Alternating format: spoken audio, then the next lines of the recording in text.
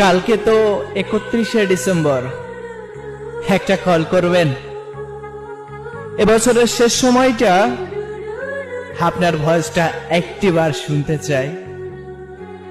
নতুন বছরে প্রাণ খুলে হাসতে পারবো। জানি হয়তো সে ভাগ্য আমার হবে না, তবুও কেন জানি অপেক্ষা করতে মন চায়। ঠিক রাত 12টার সময় ফোনটা হাতে নিয়ে দেখবো হাজার হাজার মেসেঞ্জার, হোয়াটসঅ্যাপ সব জায়গা থেকে মেসেজ আসলেও এই মনটা শুধু আপনার একটি কলের অপেক্ষা করবে, আপনার একটি মেসেজ। কি কল করবেন না? এতটা পাষাণ হইয়েন না। ভালোবাসি বলতে হবে না, অপরিচিত মানুষকেও তো মানুষ জিজ্ঞাসা করে ভাইয়া কেমন আছেন। ঠিক সেভাবেই না হয় একবার বলিয়েন, ভালো থাকবেন।